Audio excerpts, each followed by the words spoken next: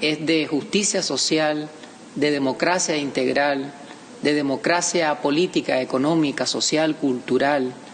Este modelo de bien común y de prosperidad colectiva, en donde participan todas las instituciones del Estado, todas las instituciones de gobierno. Pero hay dos instituciones fundamentales en la garantía de estos derechos colectivos. Reiteramos, el derecho a la soberanía, el derecho a la independencia, el derecho a la autodeterminación y el derecho a la paz. Esas dos instituciones son el Ejército de Nicaragua y la Policía Nacional. Todos los comentarios que voy a presentarle a usted, comunicador de las esperanzas, y a las familias nicaragüenses, estos comentarios están basados, en primer lugar, en la Constitución Política de la República de Nicaragua. En segundo lugar, en las leyes orgánicas que rigen las atribuciones y competencias de estas dos instituciones. Nos referimos al Código de Organización, Jurisdicción y Previsión Social Militar, que le vamos a llamar en esta conversación Código Militar. En segundo lugar, están fundamentadas nuestras opiniones en la Ley de Organización, Funciones, Carrera y Régimen Especial de Seguridad Social de la Policía Nacional, que vamos a llamarle la Ley de la Policía Nacional. Y también nuestras consideraciones estarán basadas en las afirmaciones que ha hecho el presidente de la República, el comandante Daniel Ortega, que es el jefe supremo del Ejército de Nicaragua y el jefe supremo de la Policía Nacional. Asimismo, vamos a considerar las opiniones y las afirmaciones que ha hecho el comandante en jefe del Ejército, el general Avilés, y las posiciones públicas e institucionales que ha presentado el director general de la Policía, el primer comisionado, Francisco Díaz. Pero también vamos a considerar las luchas, las agendas libertarias, las gestas heroicas del pueblo de Nicaragua, de nuestros héroes, heroínas y de nuestros mártires que a lo largo de la historia han defendido la soberanía nacional, han defendido la dignidad, la identidad, la nicaragüanidad, han defendido los recursos naturales. Esto que reiterativamente nos recuerda la compañera Rosario Murillo, esta defensa de una identidad colectiva, una identidad ancestral, una identidad multicultural, multiétnica, una identidad que tiene raíces en los pueblos originarios, en los naoas, en los chorotegas, en los niquiranos, en los nagrandanos, en los caribicis, y que tiene sus raíces también en los pueblos originarios de la costa caribe y en los pueblos afrodescendientes. Esta identidad que ha sido defendido a lo largo de la historia. El Ejército de Nicaragua, para comprender la dimensión, la importancia que juega, la importancia estratégica que juega, debemos de recordar la historia. Es importante partir de la historia. Y esto nos lo ha enseñado el comandante Daniel. Él siempre en sus discursos hace un recorrido histórico hasta llegar a nuestros días. Porque si desentrañamos nuestras raíces históricas, podemos comprender las transformaciones del presente y hacia dónde caminamos en esta patria libre, en esta patria justa, en esta patria próspera que estamos construyendo.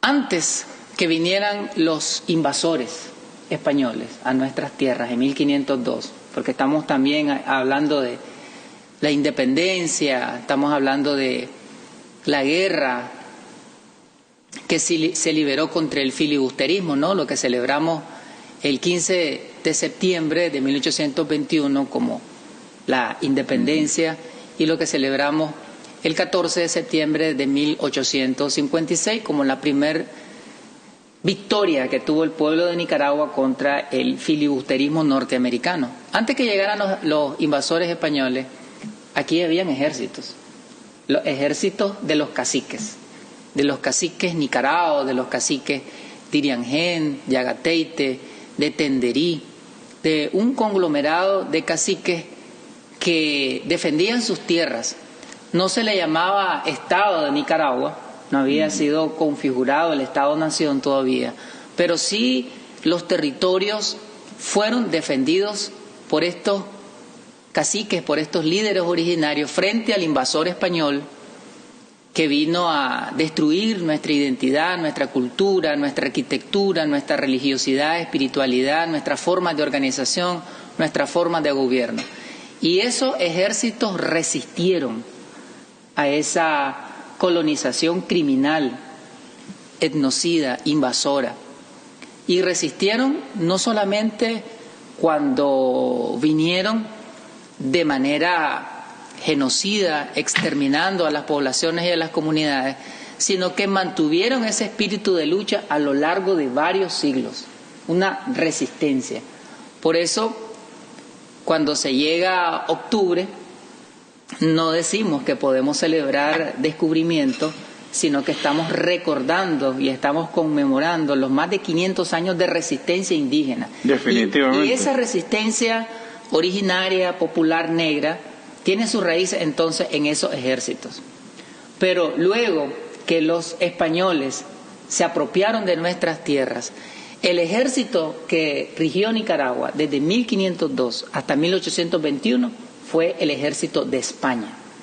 Ese era el ejército que dominaba nuestras tierras. Y después de la primera independencia, que fue bastante nominal y bastante simbólica, porque no generó grandes transformaciones económicas y sociales, fue un cambio del poder de los españoles peninsulares a los españoles criollos. Es decir, antes de la independencia dominaban los españoles nacidos en la península ibérica, en España, y posterior a la independencia el poder político, económico y social quedó en manos de los españoles criollos, es decir, los hijos de los anteriores. Pero después de 1800... Perdón, sí. Lo cual quiere decir que la independencia de Centroamérica, también de Nicaragua, la hicieron los mismos. Para que los pobres no hicieran la independencia, sino las clases, las élites económicas.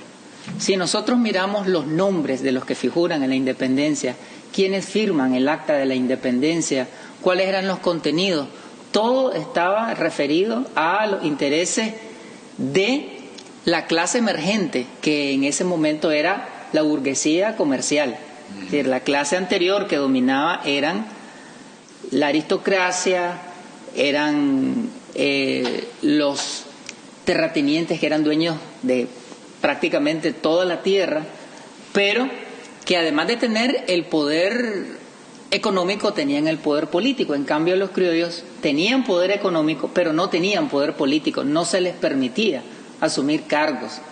Todos los cargos los designaba la corona española, y uno de los mecanismos de poder que utilizaba era el ejército español, que estaba conformado por miembros formales de este ejército, pero también estaba conformado por aventureros, por delincuentes también, eran parte de esa Fuerza Armada Española, porque cuando Cristóbal Colón vino, los españoles no querían acompañarle en los barcos porque pensaban que la tierra era plana.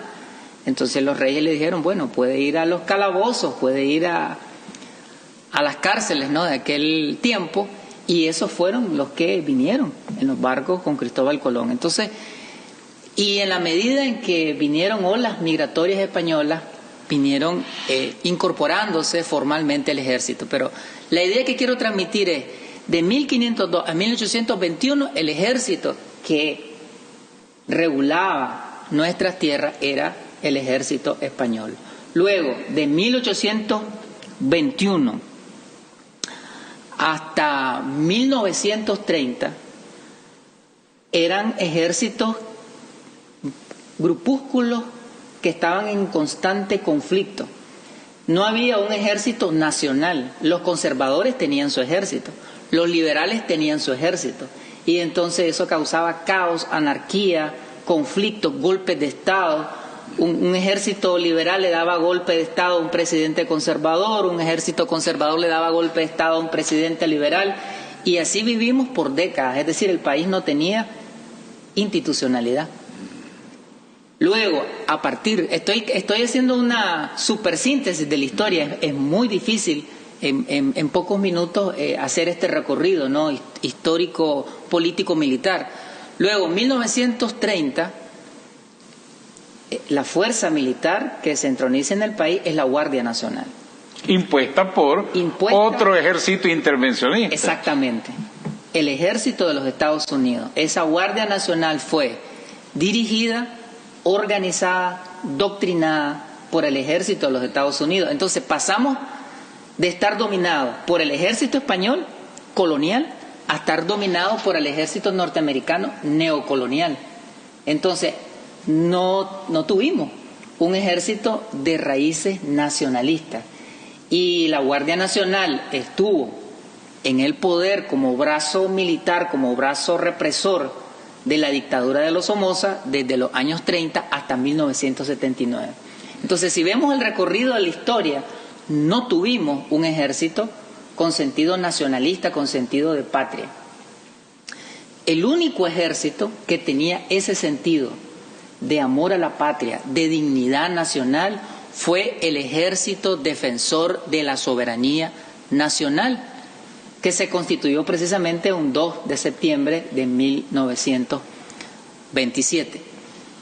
Y ese ejército sí tenía una visión antiimperialista, nacionalista, pero ese ejército luchaba contra los ejércitos liberales y conservadores, y luchaba contra el ejército norteamericano, y luchaba contra la Guardia Nacional, es decir, luchaba contra una gran cantidad de fuerzas militares. Y ese pequeño ejército loco, como le llamó la gran literata de América Latina, ese ejército defensor que inició con 29 y eran 30 con él, ese ejército derrotó a esas fuerzas militares que he mencionado, al ejército norteamericano, a la Guardia Nacional y a los ejércitos liberales y conservadores. Los derrotó y expulsó al ejército invasor. En 1979, que triunfa la Revolución Popular Sandinista, ahí se da una ruptura histórica, porque esta revolución es económica, es social, es política, es cultural, es institucional, y también es la revolución que dio origen al ejército sandinista. 1979 se constituye el ejército sandinista, que, como muy bien lo ha explicado el general Avilés en muchas ocasiones, es el continuador, el legítimo continuador del ejército defensor de la soberanía nacional. El ejército sandinista retoma todas las banderas del general Sandino de nacionalismo, de antiimperialismo, de dignidad, de identidad, de decoro, de proteger la integridad territorial, de proteger los intereses nacionales, de luchar por el bien común, de poner el amor a la patria por encima de todos los amores. Entonces, el ejército sandinista empieza a defender la revolución sandinista. El ejército, hoy, ejército de Nicaragua, es hijo de la revolución. Sus fundadores fueron guerrilleros sandinistas, fueron guerrilleros que contribuyeron y lucharon contra la dictadura de Somoza y lograron derrocar a esa dictadura. Entonces, el ejército sandinista en la década de los 80 defiende los intereses nacionales, defiende la Revolución Popular Sandinista, todas las conquistas, todas las transformaciones que en los años 80 impulsó la Revolución Sandinista, como la reforma agraria, que es democratización de la tierra, como la alfabetización, la masificación de la educación y de la salud, las conquistas de derechos para las mujeres, la niñez, los campesinos, los artesanos, el iniciar un proceso de instalación de servicios públicos, de servicios básicos para la población. El ejército acompañó, y este ejército se enfrentó a las agresiones militares del gobierno de los Estados Unidos, que financió una guerra de agresión, una guerra de invasión, que colocaron bases militares en las fronteras, en Honduras y en Costa Rica, que armaron un ejército, que la Corte Internacional de Justicia de La Haya, producto de una demanda que presenta el Estado de Nicaragua contra el gobierno de los Estados Unidos en 1986, la Corte dice: el gobierno de Estados Unidos le ha violentado los derechos al pueblo de Nicaragua, ha violentado la soberanía nacional, ha conformado un ejército terrorista. Entonces, ¿quién jugó un papel importante en ese momento? El ejército sandinista. Luego vinieron los tiempos neoliberales de privatización de derechos. Y a reducir el ejército. A reducir el ejército. Y el general Avilés decía: nos estaban aniquilando, nos estaban extinguiendo, porque año con año iban reduciendo el presupuesto, el salario indigno de los miembros del ejército, no tenían seguro social, estaban en condiciones deplorables, las bases, las instalaciones militares, no había un interés, inclusive expresaban públicamente que el ejército debía desaparecer. ¿Hubo alguien ahí que lo propuso oficialmente? Oficialmente se propuso, porque sabían que este ejército era un ejército que garantizaba la estabilidad y la posibilidad de que se preservaran las conquistas de la revolución de los años 80. Se hizo una modificación y se define como Ejército de Nicaragua, pero sigue teniendo sus raíces en el sandinismo, como decía el doctor Gustavo Porras en la Asamblea Nacional. Nuestras instituciones de seguridad, mencionaba él tanto el ejército como la policía, toda la institucionalidad del Estado de Nicaragua tiene como paradigma a Sandino, esos ideales de patria, esos ideales de nación, esos ideales de bien común. Ahí están las raíces de la institución. Entonces, el ejército a nuestros días, con un marco constitucional, con un marco jurídico, ha jugado un papel muy importante. Toda la institucionalidad del ejército. Este ejército, desde sus fuerzas terrestres, defiende la geografía nacional, los 130.000 kilómetros cuadrados, las líneas fronterizas en el norte y en el sur son defendidas dignamente por el ejército de Nicaragua. La fuerza naval del ejército defiende nuestros mares, defiende la plataforma marítima, las aguas en el Pacífico y las aguas en el Caribe. Esa plataforma marítima de 75.000 kilómetros en el Caribe, que fueron conquistadas por el Estado de Nicaragua en otra batalla que se ganó ante la Corte Internacional de Justicia de La Haya, en donde la Corte le da la razón al Estado de Nicaragua y reconoce la soberanía del Estado sobre esa plataforma, la otra Nicaragua, la Nicaragua que tenemos en la plataforma marítima. Entonces, nuestro ejército defiende el espacio terrestre, defiende el espacio marítimo, defiende el espacio aéreo, defiende el espacio radioeléctrico.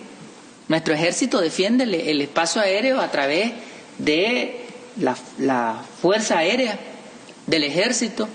Entonces, toda esa estructura del Ejército está abocada a defender la integridad del territorio nacional, como lo planteaba Sandino.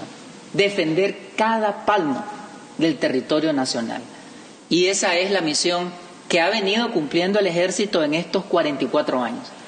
Bueno, además de convertirse como un contenedor, fuerza de contención del narcotráfico, el crimen organizado, porque no tenemos maras, no tenemos pandillas, aquí no hay sicariato, no hay capos de la droga instalados en Nicaragua. Y otra cosa que habría que, tal vez no la considera, el hecho de que este ejército está integrado, trabajando de la mano con otros gobiernos de la región, precisamente en esa contención del narcotráfico. El ejército de Nicaragua, en una acción combinada y coordinada con la Policía Nacional, bajo la dirección del comandante Daniel, presidente de la República y que es el jefe supremo del Ejército Nacional, el Ejército de Nicaragua y la Policía Nacional, por mandato constitucional, así está plasmado en la ley suprema, que el presidente es el jefe supremo de estas dos instituciones nos garantizan paz, estabilidad, seguridad, orden público.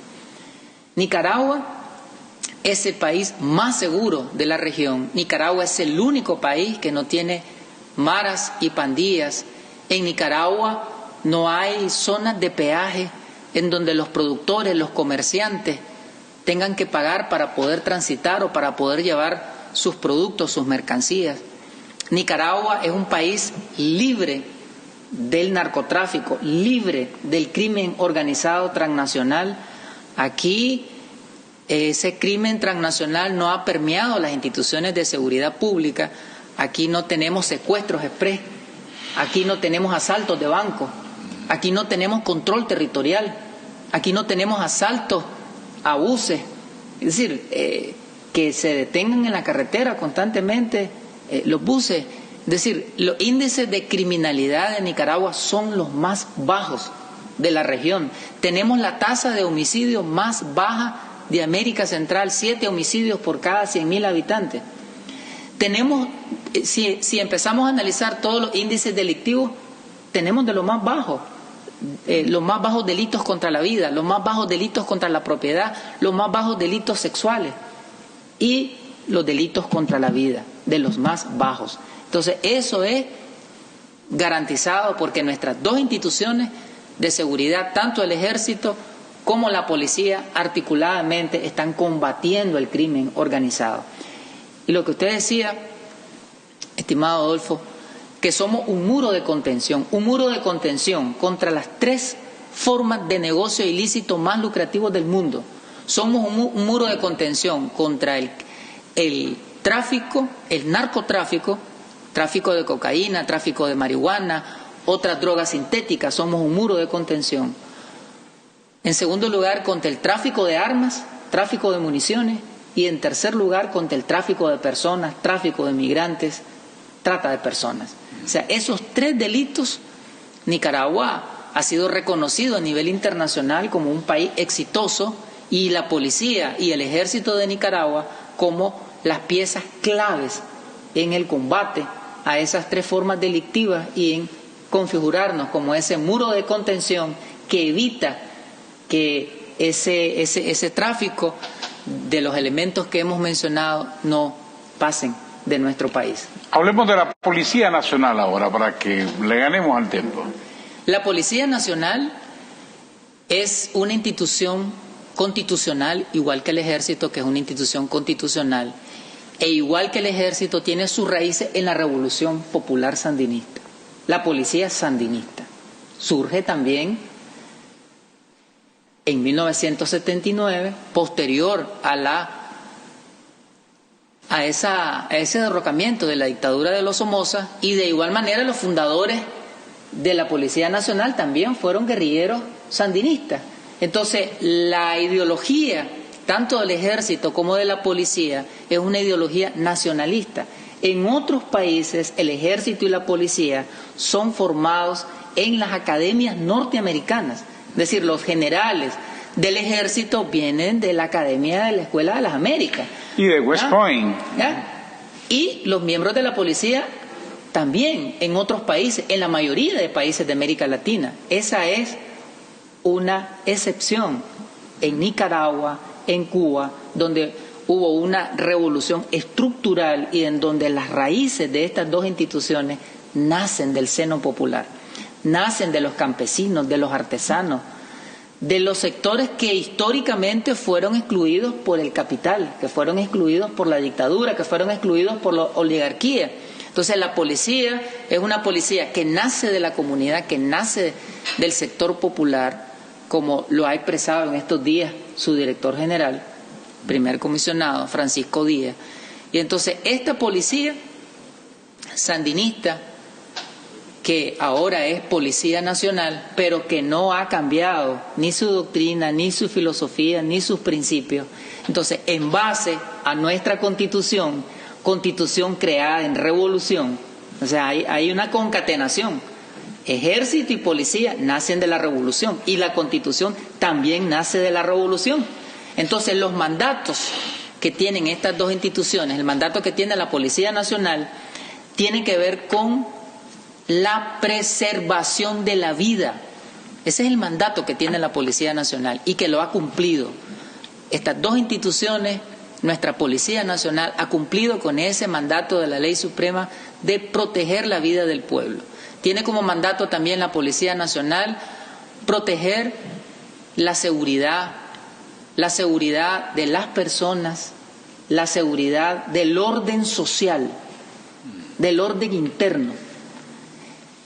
Las instituciones antes de la revolución, la seguridad era la seguridad de los terratenientes, era la seguridad de los empresarios, era la seguridad de los que tenían el poder religioso, eran casi escoltas personales en la historia, así funcionaron, pero nuestra Policía Nacional es quien garantiza la seguridad del pueblo, de las comunidades, de las escuelas, de los hospitales, de los edificios públicos, de los bienes sociales, de los bienes particulares.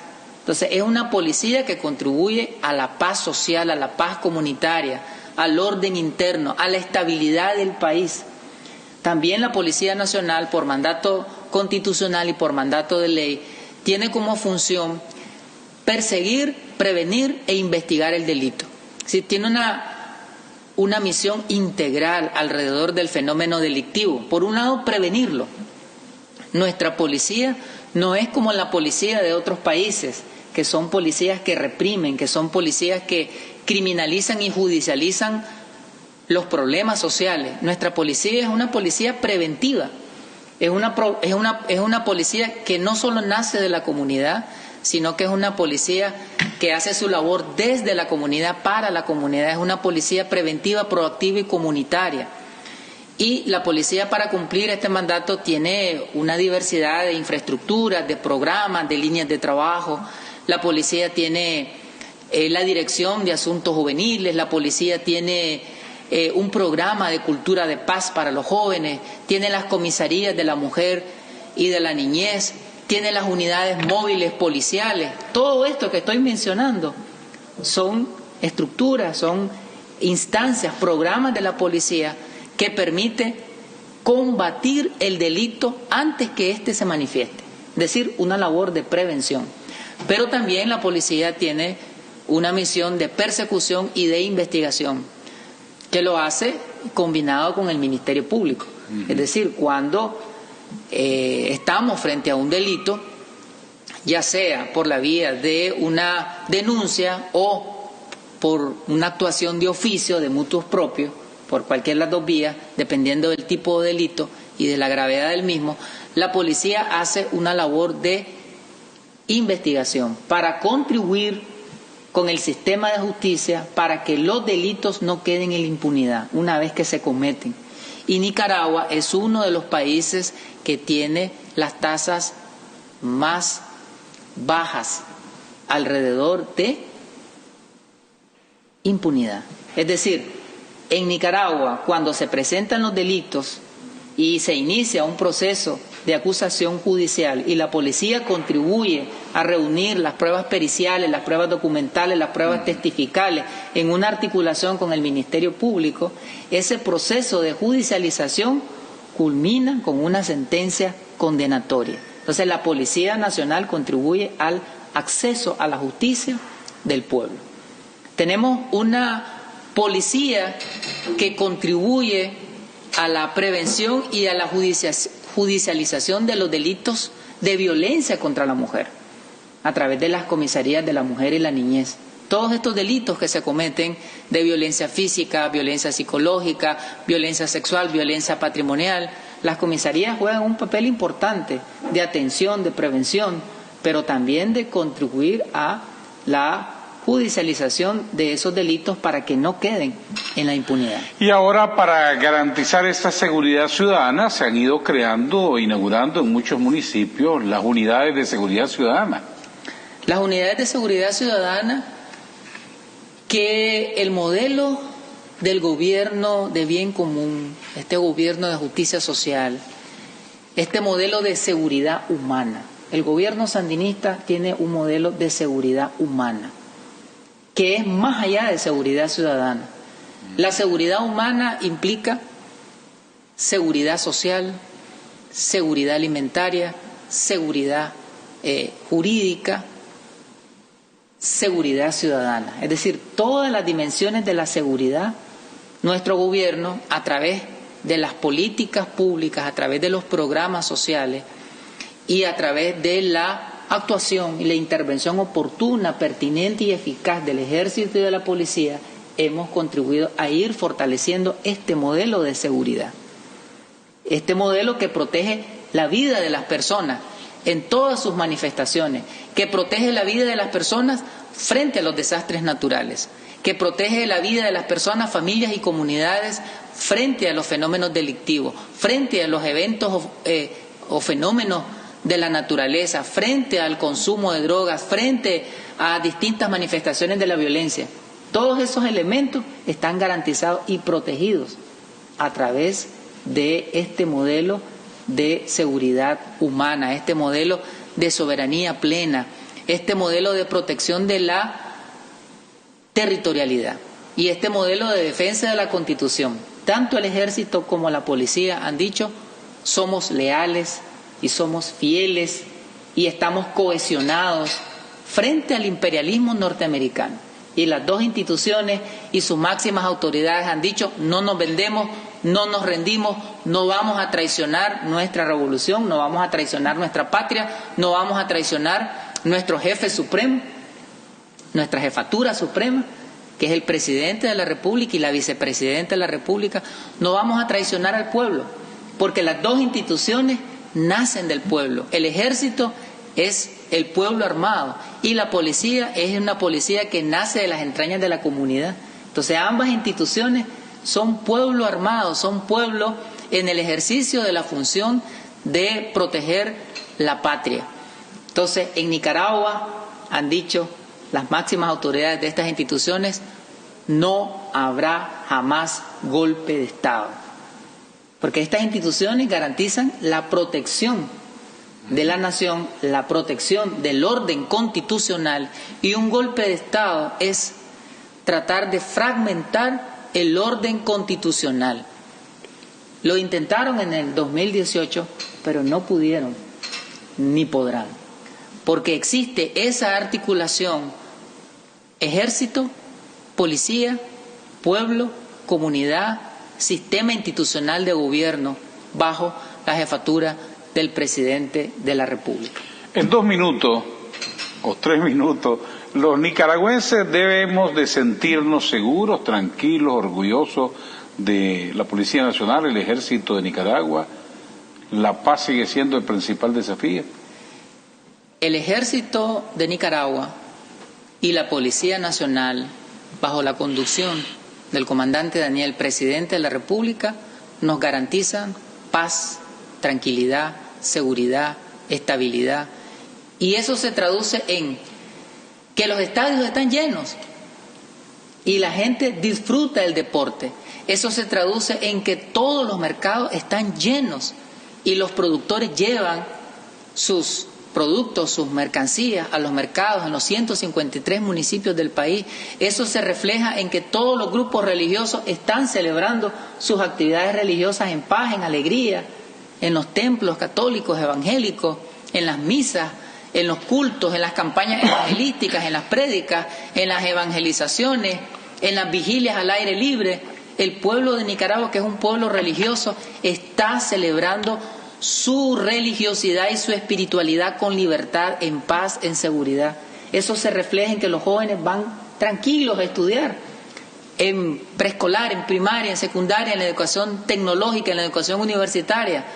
La niñez y la juventud del campo y de las ciudades va a sus centros escolares en paz y la juventud puede estudiar en paz.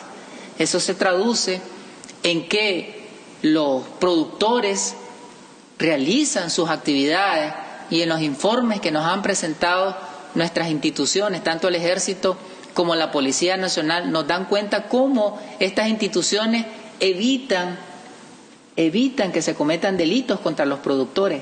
protegen la producción del café, protegen el traslado de los productos, protegen la producción de oro, el traslado del oro. Es decir, estamos hablando de rubros importantes de la economía y son miles de productores que son protegidos por nuestras instituciones, y los trabajadores que están en esos rubros económicos también son protegidos. O sea, que este modelo de economía creativa, de economía con justicia social, de economía que crece en las exportaciones, podemos realizar nuestras actividades económicas en paz, gracias a nuestras instituciones, en las calles, en los parques, en las escuelas, en las universidades, en los centros de trabajo, en las instalaciones públicas, en los espacios privados, a nivel de los barrios, es decir, en todo el territorio nacional. El Ejército de Nicaragua y la Policía Nacional contribuyen a que vivamos en paz y en tranquilidad. Excelente, queridísimo diputado Carlos Emilio López, muchas gracias por habernos acompañado. Excelente disertación para que todos comprendamos y nos apropiemos no solamente de la historia, sino para comprender que la paz es fundamental para que sigamos progresando. Así es, la paz es un derecho habilitante. Y como lo ha dicho el comandante Daniel, la paz es la condición básica para estudiar, para trabajar, para tener salud, para vivir en plenitud. Muchas gracias, diputado Carlos Emilio López. Y antes de irnos rápidamente, unos saludos para Tatiana Morgan, Ernesto Enrique Díaz, Jairo Lumbín, Margarita Gutiérrez, al diputado Moisés Absalón Pastora, Jimmy González, Ivette Sáenz, Yesenia Martínez, también a Cleimer Zapata, el doctor Fidel Morales, hasta Diriamba en el departamento de Chontales. A todos, muchas gracias por haber estado pendientes. Nos vamos. Que Dios bendiga a Nicaragua, que Dios los bendiga. A todos nos veremos mañana. Que tengan buena noche.